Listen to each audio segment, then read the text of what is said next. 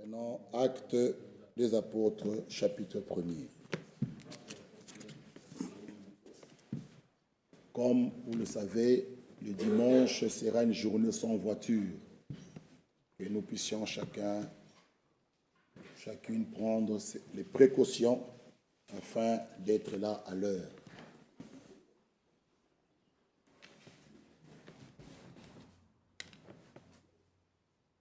Lisons à partir du verset 4. Comme il s'est trouvé avec eux, il leur recommanda de ne pas s'éloigner de Jérusalem, mais d'attendre ce que le Père avait promis. Ce que je vous ai annoncé, leur dit-il. Car Jean a baptisé d'eau, mais vous, dans peu de jours, vous serez baptisés du Saint-Esprit. Le verset 8. Mais vous recevrez une puissance, le Saint-Esprit survenant sur vous, et vous serez mes témoins à Jérusalem, dans toute la Judée, dans la Samarie et jusqu'aux extrémités de la terre. Amen. Que notre Dieu ajoute ses bénédictions à la lecture de sa parole. Nous pouvons nous asseoir. Nous continuons avec notre sujet intitulé « Les témoins ». Le dimanche, le baptême aussi s'est bien passé. Nous avons baptisé nos deux sœurs. Vraiment, merci à notre Dieu qui continue à appeler, continue à sauver. Les témoins. Nous avons parlé de Meshach, de Shadrach et Abednego. Les témoins. Et nous avons montré que Dieu veut des témoins et a toujours eu de témoins dans chaque âge. Dieu a des témoins. Et il veut avoir des témoins fermes. Pas aujourd'hui on est témoin, demain on est indécis, demain on est... Non, des personnes qui prennent position et qui ont pris position, comme l'apôtre peut nous dire dans Romains 8, qu'est-ce qui nous séparera de l'amour de Christ? Celui qui a fait une expérience réelle, la vraie conversion, ne pourra jamais abandonner les voies de Dieu. Amen. Malgré les épreuves, les circonstances, les guerres, toutes ces choses-là, mais jamais il ne pourra abandonner les voies de Dieu. C'est pourquoi Paul, nous pouvons le lire dans Romains, cette écriture que nous aimons tous, c'est Romains 8, le verset 35, même le verset 31, verset 28. Nous savons du reste que toute chose concourt au bien de ceux qui aiment Dieu, de ceux qui sont appelés selon son dessein. Car ceux qu'il a connus d'avance, il les a aussi prédestinés à être semblables à l'image de son Fils, afin que son Fils soit le premier-né de beaucoup de frères. Et ceux qu'il a prédestinés, il les a aussi appelés. Ceux qu'il a appelés, il les a aussi justifiés. Ceux qu'il a justifiés, il les a aussi glorifiés.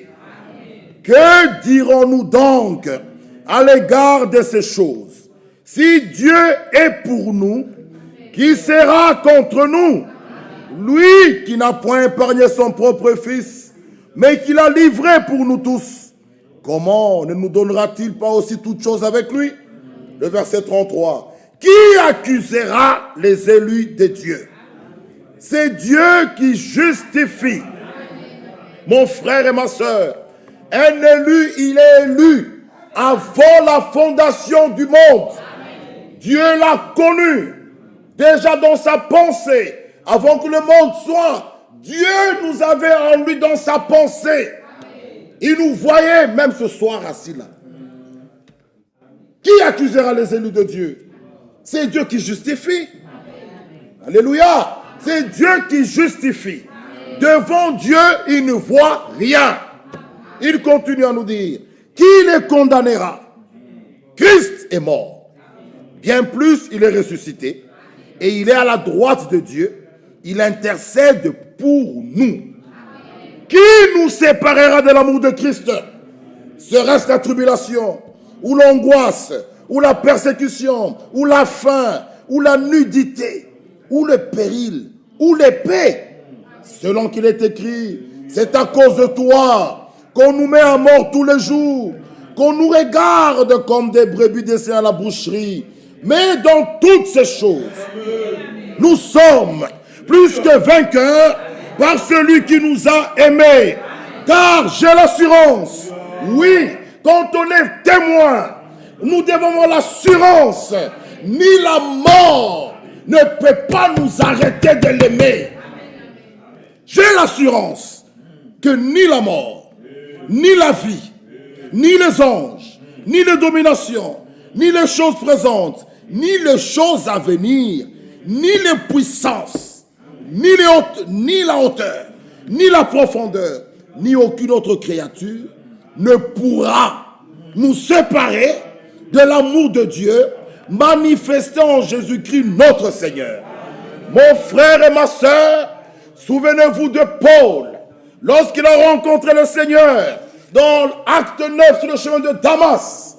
Il ne pouvait jamais oublier ça. Malgré la prison, il n'a pas renié à la foi. Malgré les épreuves, quand on a réellement rencontré le Seigneur, on ne peut pas abandonner. Lisons Acte 9. Acte chapitre 9. Lisez avec moi. Paul. Lisons le premier verset. Les témoins. Il dit, vous recevrez une puissance. Le Saint-Esprit survenant sur vous. Et vous serez mes témoins. À Jérusalem. Partout, à Bruxelles. Vous serez mes témoins. Et Dieu a toujours. Je le dis et je le redis, bien-aimés frères, même dans ce monde, il n'y a que deux catégories de témoins. Un témoin oculaire ou un témoin auriculaire. Mais celui à qui on a raconté un problème, même le parquet n'en a pas besoin. Non, tu n'es pas un témoin. On t'a expliqué la chose. Et tu peux changer de version. Aujourd'hui tu dis ça, demain tu diras ça, après-demain tu diras ça. Mais si réellement tes yeux ont vu, ou tes oreilles ont entendu, ton témoignage va demeurer le même. Être véritablement témoin. Et vous recevrez une puissance. Le Saint-Esprit survenant sur vous, vous serez mes témoins. Mon frère, ma soeur, quand tu l'as, ce que tu dis, ce que tu déclares, tu sais de quoi est-ce que tu parles. Tu sais de quoi est-ce que tu parles. Ce n'est pas une sensation. Ce n'est pas une imagination. Tu sais de quoi est-ce que tu parles. Tu sais qu'il y a un contact entre toi et ton Dieu. Tu le sais. Mais nous lirons le prophète. Que lorsque nous déclarons cela, sachez que le démon et l'enfer ne vous laisseront pas. C'est ce que nous allons voir. Lisons un peu Paul. Cependant, Saul, respirant encore la menace et le meurtre contre les disciples du Seigneur, s'est rendu chez le souverain sacrificateur. il lui demanda des lettres pour les synagogues de Damas, afin que, s'il trouvait des partisans de la nouvelle doctrine, hommes ou femmes, il les amène liés à Jérusalem. Comme il était en chemin et qu'il approchait de Damas, tout à coup une lumière venant du ciel resplendit autour de lui. Il tomba par terre. Il entendit une voix. Ce n'est pas quelque chose qu'on lui a raconté. Il a entendu lui-même une voix venant. Il dit, j'ai entendu une voix qui disait, Saul, Saul, pourquoi me persécutes-tu? Il répondit, qui es-tu, Seigneur? Le Seigneur dit, je suis Jésus que tu persécutes. Il te serait dur de rejoindre contre les aiguillons. Tremblant et saisi d'effroi, il dit, Seigneur, que veux-tu que je fasse? Tu veux que je fasse quoi? Et le Seigneur lui dit, lève-toi, entre dans la ville, on te dira ce que tu dois faire. Ça, Paul ne peut jamais l'oublier. Jamais. Ces hommes qui l'accompagnaient, ils demeurèrent stupéfaits. Ils entendaient bien la voix, mais ils ne voyaient personne. Maintenant, allons dans Acte 26. Vous verrez le même Paul chez le roi Agrippa. Qu'est-ce qu'il a fait? Acte 26. Acte 26. Premier verset. Agrippa dit à Paul, il t'est permis de parler pour ta défense. Bien-aimé frère, peut-on condamner quelqu'un sans l'avoir entendu? Non. C'est pourquoi même dans une affaire, nous ne pouvons pas prendre parti d'un côté, d'un groupe ou d'une personne. Il faut toujours entendre les deux parties pour avoir un jugement juste. C'est comme ça. Même Paul, on devait l'entendre. Il devait s'exprimer. Mais maintenant, regardez. Paul, ayant étendu la main, s'est justifié en ces termes. Je m'estime heureux, roi Agrippa, d'avoir aujourd'hui à me justifier devant toi de toutes les choses dont je suis accusé par les Juifs. Car tu connais parfaitement leurs coutumes et leurs discussions. Je te prie donc de m'écouter avec patience. Ma vie, dans les premiers temps de ma jeunesse, est connue de tous les Juifs, puisqu'elle s'est passée à Jérusalem, au milieu de ma nation. Ils savent depuis longtemps, s'ils veulent le déclarer, que j'ai vécu en pharisien, selon la secte la plus rigide de notre religion. Et maintenant, je suis mis en jugement parce que j'espère l'accomplissement de la promesse que Dieu a faite à nos pères et à laquelle aspirent nos 12 tribus qui servent Dieu continuellement nuit et jour. C'est pour cette espérance, ô roi, que je suis accusé par des Juifs. Oh, il parle. Quoi? Vous semble-t-il incroyable que Dieu ressuscite les morts? Pour moi, j'avais cru d'avoir agi vigoureusement contre le nom de Jésus de Nazareth. C'est ce que j'ai fait à Jérusalem. J'ai jeté en prison plusieurs des saints, ayant reçu ce pouvoir des principaux sacrificateurs. Et quand on les mettait en mort, je joignais mon suffrage à celui des autres. Je les ai souvent châtiés dans toutes les synagogues. Je les ai forcés à blasphémer. Dans mes excès de fureur contre eux, je les persécutais, même jusque dans les villes étrangères. C'est dans ce but que je me rendis à Damas avec l'autorisation et la permission des principaux sacrificateurs. vers le milieu du jour, ô roi, je vis en chemin resplendir autour de moi et de mes compagnons une lumière venant du ciel, et dont l'éclat surpassait celui du soleil. Nous tombâmes tous par terre, et j'entendis une voix. Ah, voyez-vous mon frère, ma soeur, on est témoin soit oculaire ou témoin auriculaire. Il dit, j'entendis une voix venant du ciel, qui me disait en langue hébraïque, Saul, Saul, pourquoi me persécutes-tu? Frère, le verset 15, je répondis, qui es-tu, Seigneur? Le Seigneur dit, je suis Jésus que tu persécutes.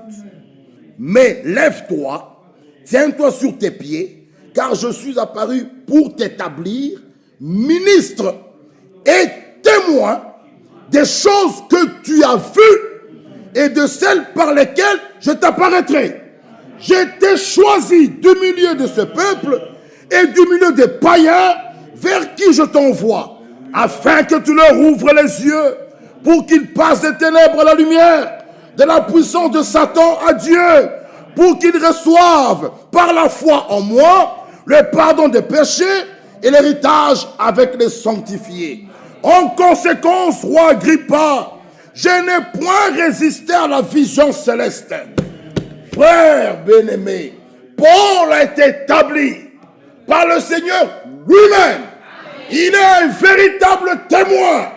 Paul, ces choses qu'il avait entendues dans Acte 9, nous voyons dans Acte 26 devant le roi Agrippa, ce sont des choses qu'il n'imaginait pas. Il répétait mot à mot et il était sûr de ce qu'il disait. S'il était vivant, il dira les mêmes choses, même aujourd'hui.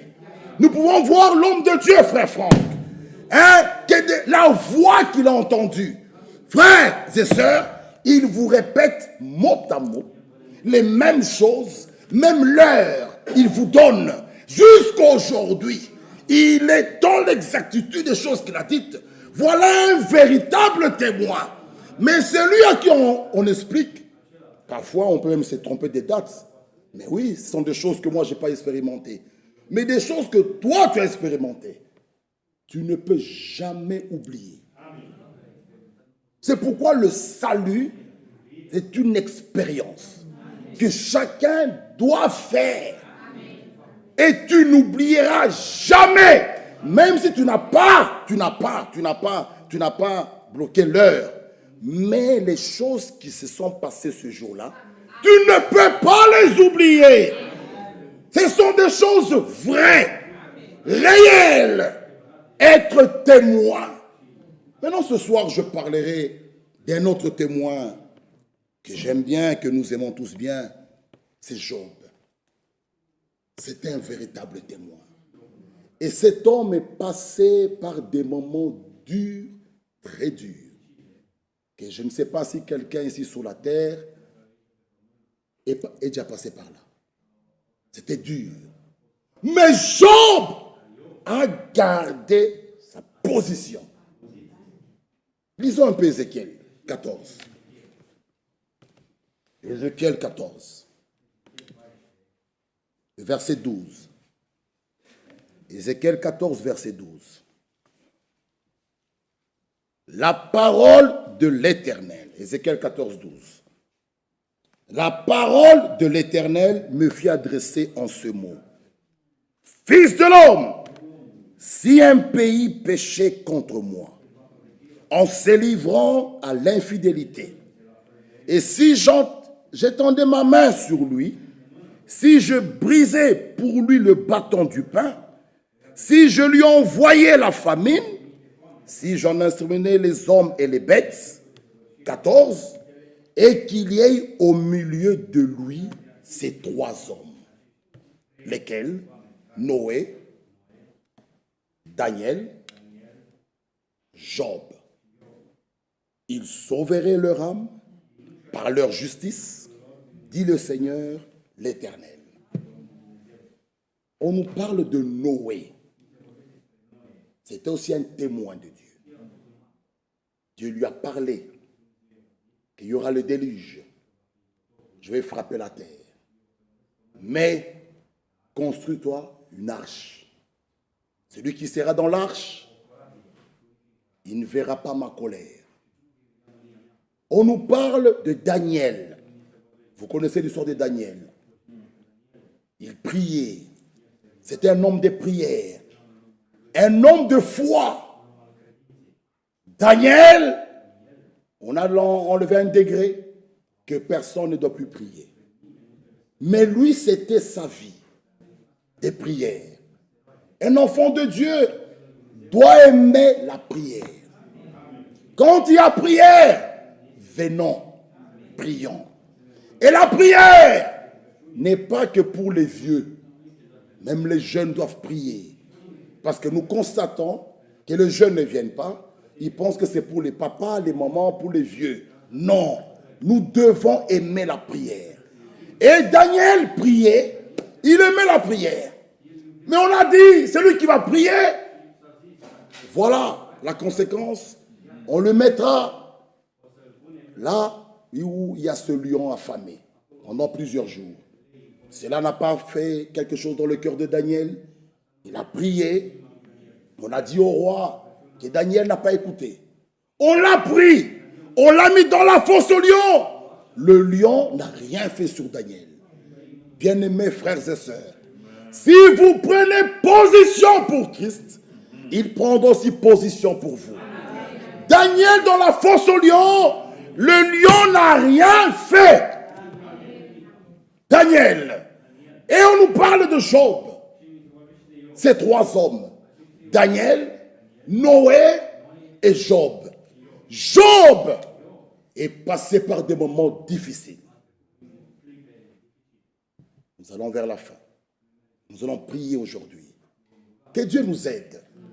Job, il était au début un homme béni.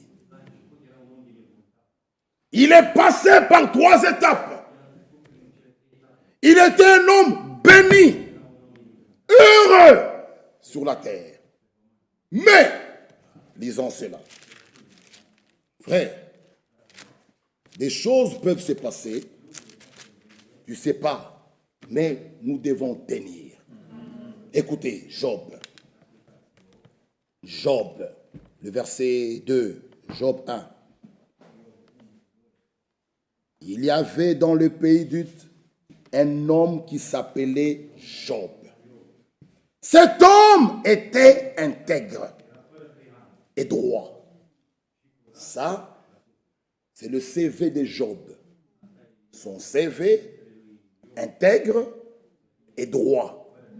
Il craignait Dieu, il s'est détourné du mal. Il était un homme correct et juste.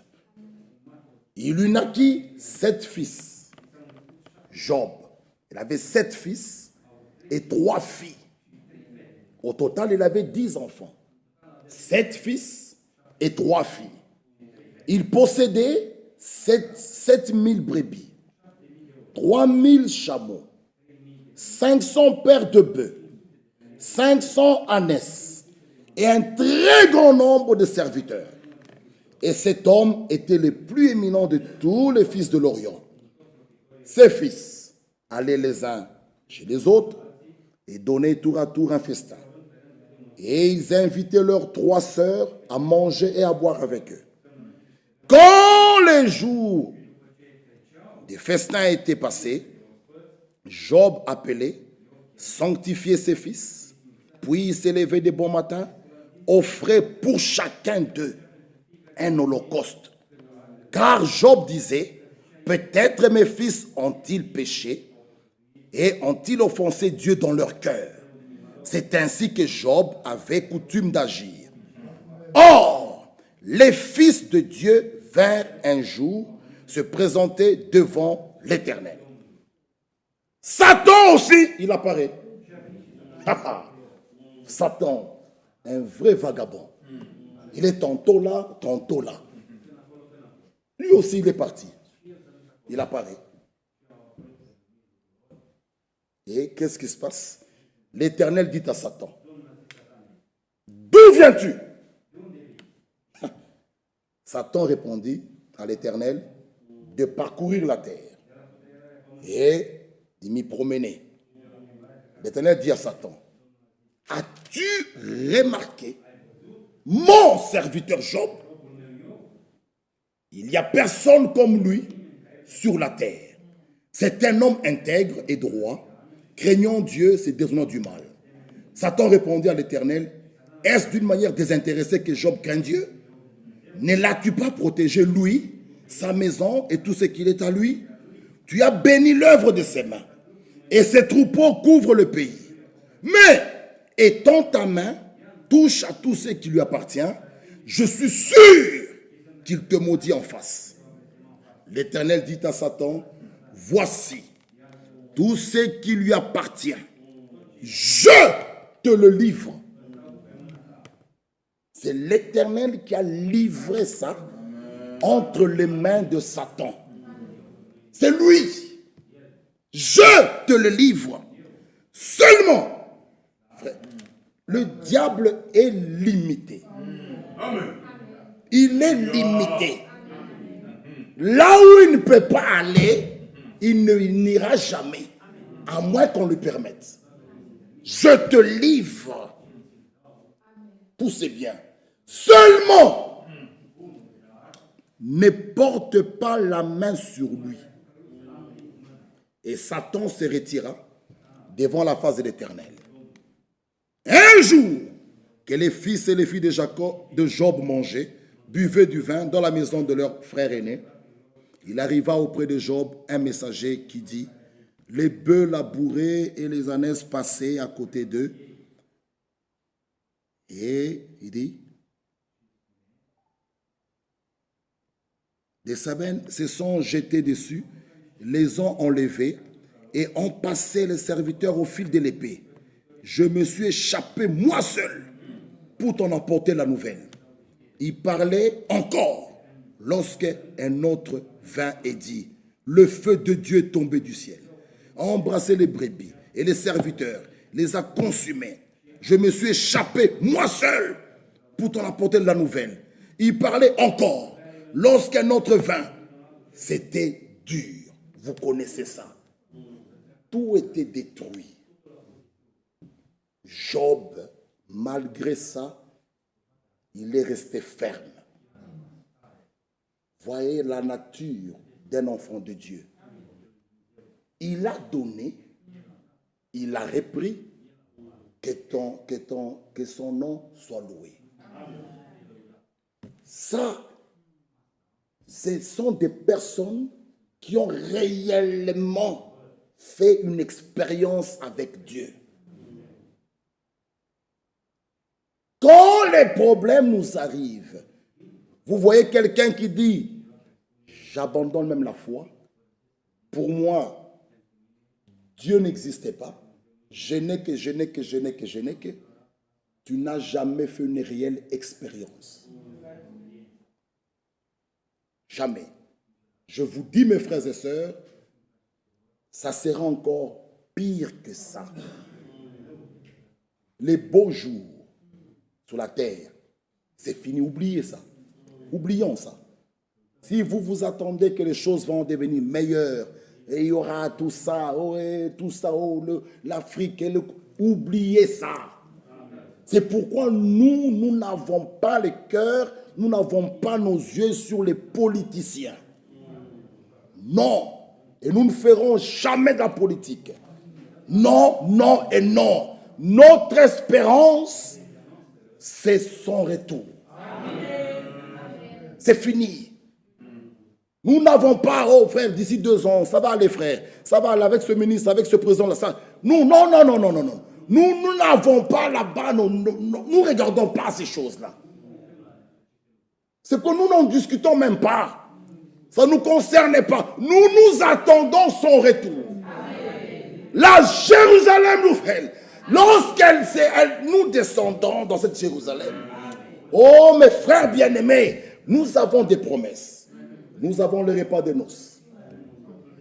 Les repas de noces, ce jour-là, ceux qui seront enlevés, c'est uniquement les élus. C'est eux qui vont participer au repas des noces. Quelle merveilleuse promesse. 7 ans. C'est merveilleux. Nous reviendrons pour le millénium. Après, nous déboucherons dans l'éternité. Mais ces choses-là, mes frères bien-aimés, aujourd'hui, on peut avoir des problèmes au travail, la persécution. Vraiment, nous vous supplions même. Ne lâchez pas. Ne lâchez pas. Il y aura des choses, il y a des choses merveilleuses, grandes choses qui nous attendent devant nous. Le millénium, le repas des noces, l'éternité. L'éternité. Mes bien-aimés frères et sœurs, des noms bons. Job est passé par des moments difficiles. Cet homme, allez relire son histoire. Problème sur problème. Il y a des messagers venaient, pas pour le réconforter, ils ajoutaient. Job regarde et dit, il a donné, il a repris, que son nom soit loué. Ça, c'est une bombe dans le camp de Satan. Voir quelqu'un qui est en train d'enterrer son enfant, mais il dit que son nom soit loué, je l'aimerai toujours, ça secoue le diable. Mes frères et sœurs, être un véritable témoin, réellement, tu dois être sûr que tu as fait une expérience réelle et vraie. Et Job 19, Job 19, 23. Job 19, 23. Oh! Je voudrais que mes paroles soient écrites. Qu'elles soient écrites dans un livre. Je voudrais qu'avec un burin de fer, avec du plomb, elles soient pour toujours gravées dans le roc. Mais je sais que mon Rédempteur est vivant, qui s'élèvera le dernier sur la terre. Quand ma peau sera détruite, il se lèvera. Après que ma peau aura été détruite, moi-même, je contemplerai mon Dieu. Pas quelqu'un d'autre, moi-même. Job était sûr. Il avait l'assurance, lorsqu'il pouvait voir un arbre mourir et renaître. Oh, il a eu la vision, la révélation de la résurrection. Et si un arbre peut mourir et renaître, moi aussi, je sais que mon Rédempteur est vivant. Moi-même, je contemplerai mon Dieu. Je le verrai. Il me fera favorable. Mes yeux le verront et non ceux d'un autre. Mon âme languit d'attente au-dedans de moi. Frère, quelle assurance! Quelle assurance! Là où Satan frappe, je vous donne un secret. C'est là que nous avons la force de louer Dieu. Frère bien-aimé, là où il frappe, lui c'est qu'il attend que vous puissiez déposer. Mais Satan, il oublie. Il nous donne encore la force et le courage de louer Dieu. Job encore 42. Oui, nous devons être de ceux, même s'il frappe encore dur. Tu dis, Satan, c'est tant que tu me donnes encore la force de l'aimer, de chanter, de prier. Job 42, le verset 5. Il dit, mon oreille avait entendu parler de toi. Hein? On a parlé de lui, le Dieu d'Abraham, Oh, ce qu'il a fait à Jéricho, il est avec Josué, il est avec Moïse. Oui, mais maintenant, mon œil t'a vu.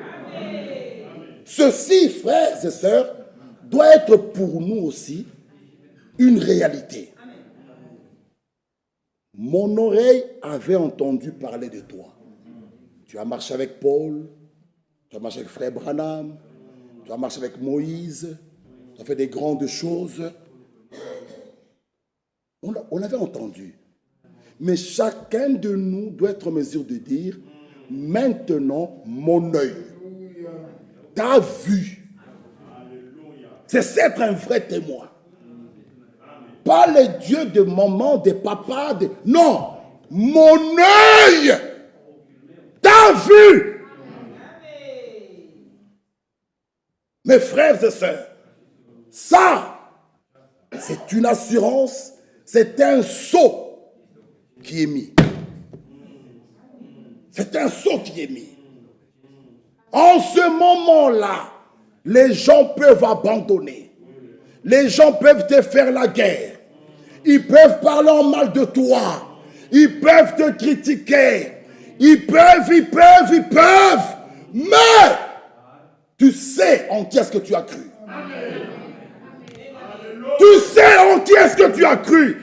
Bien-aimés frères et sœurs, c'est pourquoi, mes bien-aimés frères, je prononce Romains 8.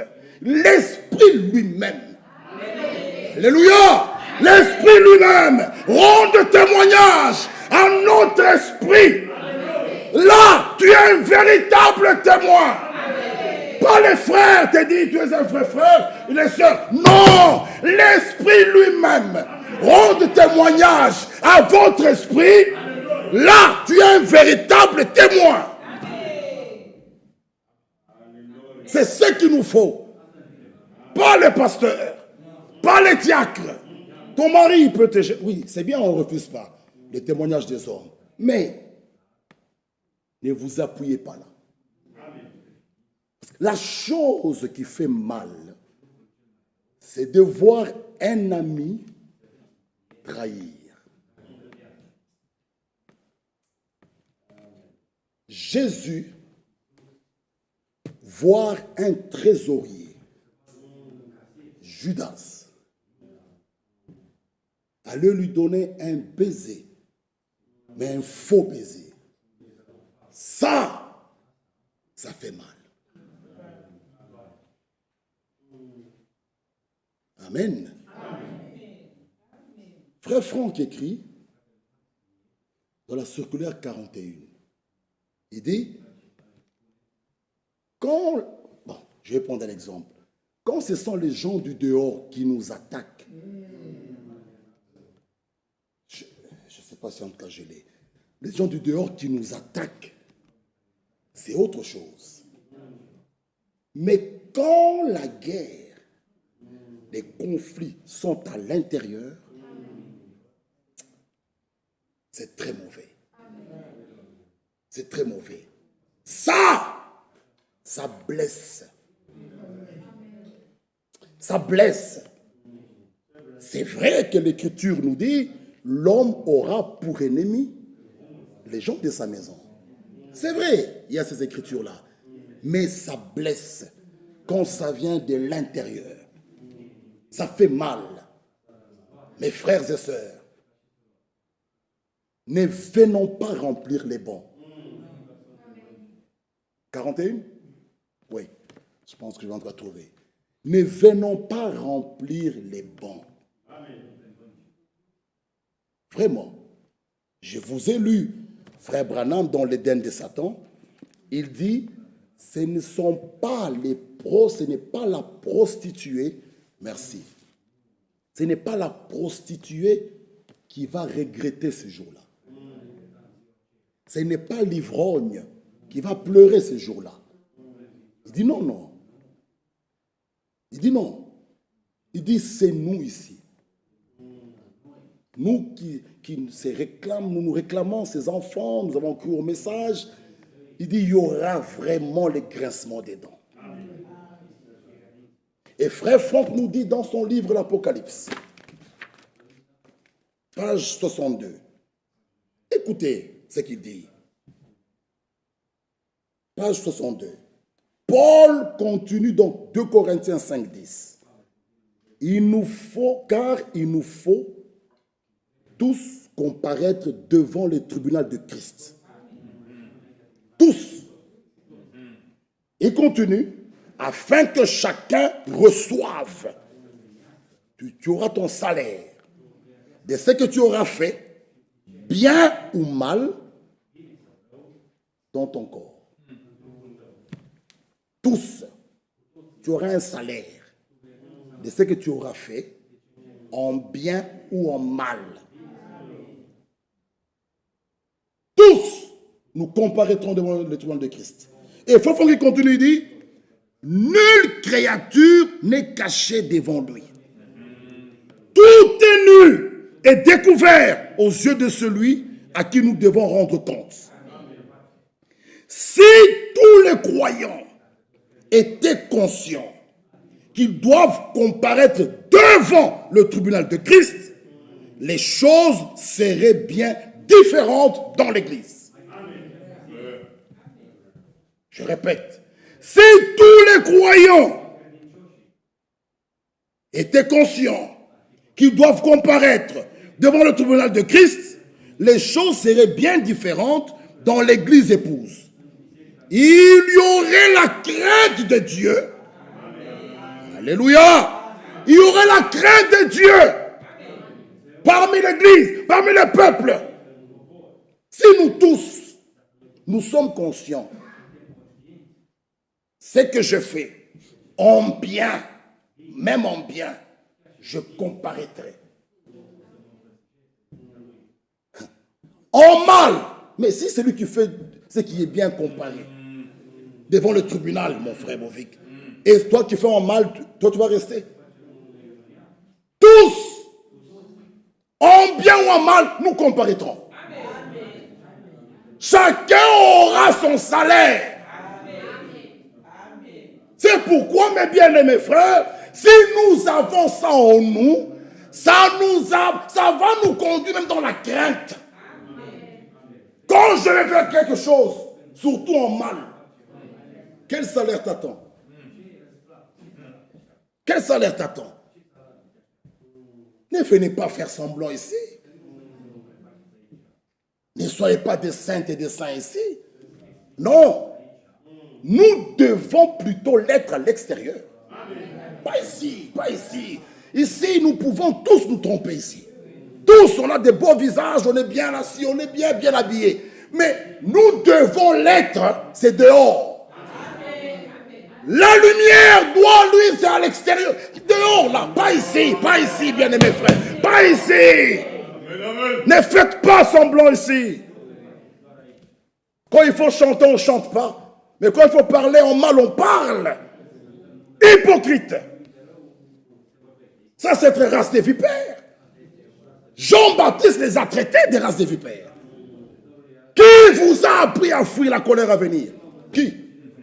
Produisez les fruits dignes de la repentance. Amen. Ma soeur et mon frère, quand tu détruis l'influence de ta soeur, qu'est-ce que tu penses? Tu comparaîtras. Ça, tu auras ton salaire. Ça, allez lire. Ça doit nous amener la crainte de s'asseoir, comme je l'ai dit dimanche. Non. Lorsque nous avons le véritable Saint-Esprit, pas l'onction, le scellement de l'Esprit, mon frère, ma soeur, les fruits, les 9 fruits de l'Esprit de Galates 5, on doit les voir en toi. Ne parlons pas de l'onction, je parle du scellement. Le baptême de l'Esprit lorsqu'il vient, par l'effusion de l'Esprit, du Saint-Esprit. Il déverse les dons dans l'Église, dans l'Assemblée. Gloire à Dieu. Par le même effusion, il déverse dans l'individu le 9 fruits de l'Esprit de Galates 5. Et ça, ce n'est pas une fausse patience, une fausse timidité qu'on fabrique. Non, Le Saint-Esprit, vous le recevrez une puissance venant d'en haut. Ça ne peut pas te laisser têtu. Ah non. Non, non et non. Ça nous brise. Ça nous façonne. Alléluia. Ah, le but final, c'est d'être semblable à Christ. C'est ça le but final. Ce n'est pas d'être semblable à un homme. Non, non. Être semblable à Christ. Et quand nous le voyons, lui, on peut arracher la barbe, il ne dit rien.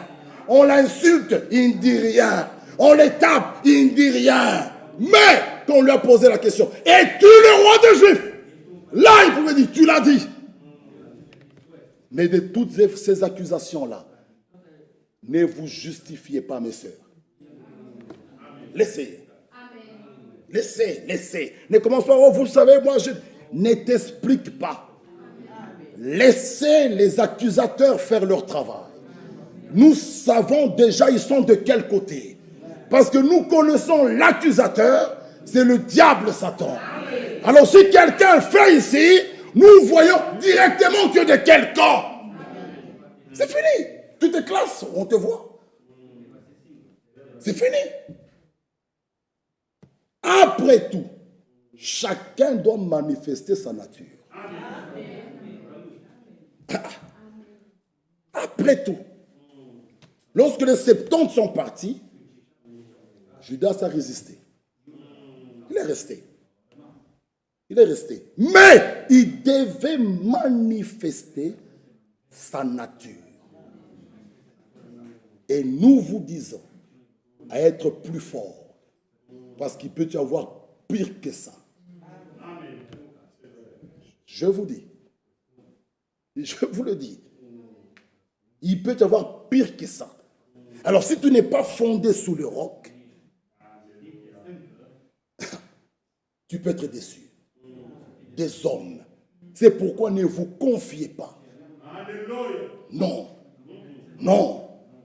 L'Esprit lui-même qui rende témoignage à votre esprit. En ce moment-là, même si les hommes vous abandonnent, Christ est avec toi.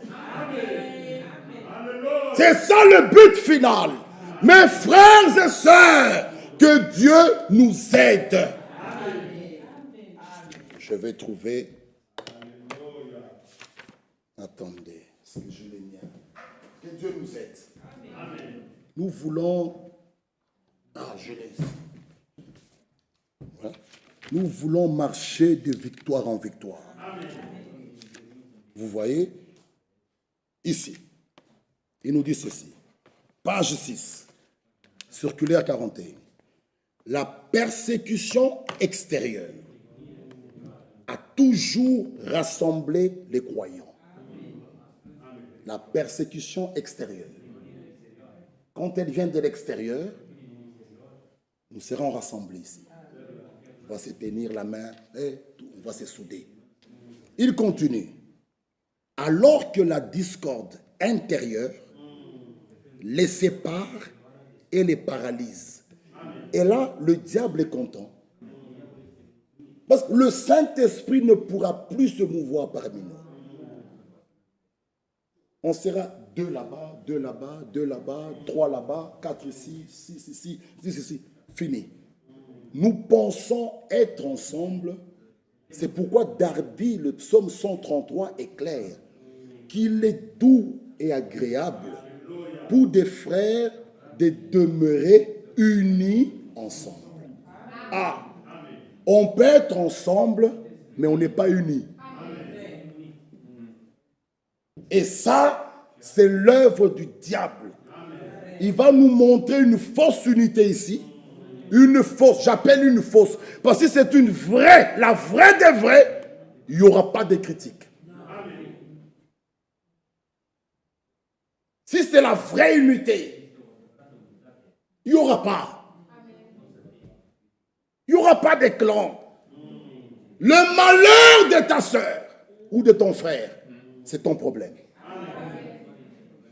À la Pentecôte, quand le Saint-Esprit est descendu, ça a déversé l'amour dans le cœur des gens. De telle manière, ils ont vendu même leurs biens pour mettre l'argent là, pour qu'il n'y ait pas d'indulgence. Qui leur a dit d'aller vendre? Ce n'est pas Pierre qui leur a dit d'aller vendre. Non. Le Saint-Esprit descend. Lorsqu'il descend, il déverse l'amour dans votre cœur. De telle manière, quand je vois ma soeur souffrir, c'est mon problème. Sans qu'on me le dise. Frère Michel, tu n'as pas vu le frère tel? Non, non, non, non. Automatiquement, ça devient mon problème. De telle manière, je ne prends pas seulement la clé pour venir jeûner pour moi. Je peux venir ici même pour un frère. C'est ça l'amour. Je ne dois pas seulement fermer la nourriture pour moi et mes enfants. J'ai appris qu'un frère X a un problème. Il dit non, je vais jeûner pour ce frère. Je vais jeûner pour cette sœur. Qui fait ça? Regardez à la Pentecôte, regardez dans Actes. Ils s'aimaient tellement qu'ils vendaient même leurs biens. J'ai 2 maisons, je vends une, je reste avec une. On dépose. Si quelqu'un est dans des problèmes, qu'il soit soutenu par l'Église. Et c'est ça le véritable amour. Il continue à dire, lorsqu'ils étaient opprimés, ils se rassemblaient pour prier et non pour bavarder autour d'une tasse de café. Aujourd'hui, l'Église est partagée en divers groupes et partis qui se combattent réciproquement, qui dénient le salut à leur adversaire. Ah, qui es-tu, toi, pour dire que ce frère-là n'est pas sauvé? Toi, qui es-tu? Toi, es-tu sauvé? Mais c'est quel courage de dire que cette sœur-là, elle est perdue, elle n'est pas sauvée. Pourquoi? Qu'est-ce qu'elle a fait? Même si elle a tué, même si elle a avorté, si elle se répand, Dieu la pardonne. Mais qui es-tu?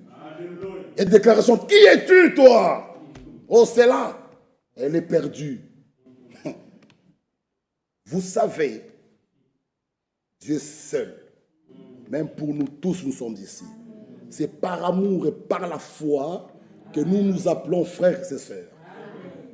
Vous serez surpris. Jésus a dit clairement, les premiers seront les derniers, les prostituées vous dévanceront. Pourquoi a-t-il dit ça? Pourquoi? En enfer, il y a aussi des gens peut-être qui n'ont jamais volé, mais tant que tu n'as pas cru, ce n'est pas les bonnes œuvres qui sauvent. Ah non! Ah non! Nous sommes sauvés par grâce, par le moyen de la foi. Que Dieu nous aide. Ayons le regard. Et regardons comme Dieu regarde, comme il voit. Lui, il voit, c'est une fille de Dieu. Écoutez ceci. Un enfant n'est pas ton enfant parce qu'il t'amène un beau bulletin. Croyez-vous cela? Ah, donc s'il échoue, il n'est plus ton enfant. C'est ton enfant. Mais si l'enfant double, donc, il n'est plus ton enfant. Il est ton enfant par naissance, par engendrement. Qu'il double, qu'il réussisse, il reste mon enfant. Soyons grandissants. Grandissants. Dans le royaume de Dieu, même chose. Ayons la vision, le regard de Dieu. Ne soyons pas vite dans le jugement. C'est Dieu lui-même qui détient le dernier sifflet. C'est Dieu lui-même. Lui-même. Que Dieu nous aide. La question de Paul. Avez-vous reçu le Saint-Esprit après avoir cru? Chacun a sa réponse. Tu me diras, j'ai le Saint-Esprit. Mais si tu as le Saint-Esprit, pourquoi tu as la haine? Tu es exclu. Pourquoi tu as la haine? Cette sœur, je ne la supporte pas. Je ne la calcule pas. Ça, ce n'est pas le Saint-Esprit en toi. Ce n'est pas le Saint-Esprit en toi. Lui, quand il vient, Romains 5,5, il déverse l'amour. Si l'homme de Dieu, frère Franck, peut arriver à dire, si Satan,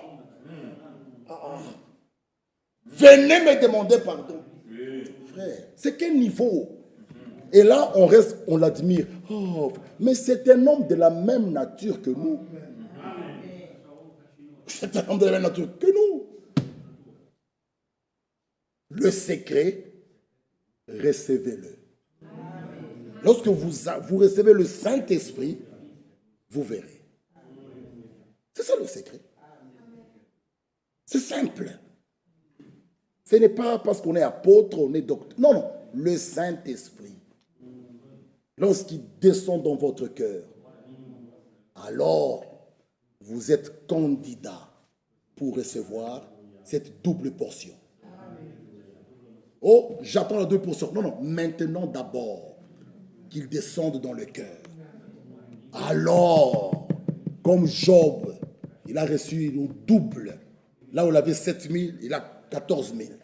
Élisée a fait le double. Le Seigneur a agi dans le ministère d'Élisée. Le type de l'église restaurée. Cette double puissance, nous l'aurons aussi. Mais avant de l'avoir, votre âme doit être régénérée. Le Saint-Esprit de Dieu doit faire sa demeure en vous.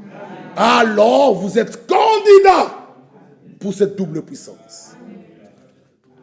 Que Dieu nous bénisse. Je termine de lire ceci et nous allons prier. Il nous dit ceci, qui dénie le salut à leur adversaire, ainsi que leur participation à l'enlèvement, l'incapacité de se réconcilier, qui va de pair avec l'arrogance, se trouve dans un grand nombre d'entre eux. En ce qui concerne les divers problèmes intérieurs des communautés, écoutez, Frère Branham dit qu'en fait, dans 99% des cas, ce sont ceux qui présentent les réclamations qui ont en réalité créé le problème. Ce sont eux le problème. Les gens qui sont dans des réclamations là, c'est eux. Ce sont eux qui portent la responsabilité. Seuls ceux à qui Dieu peut parler se laisseront exhorter et répondre. Dieu attend de nous 3 choses. Écouter, croire et obéir. Que Dieu nous bénisse. Mettons-nous debout, mon frère Bovi.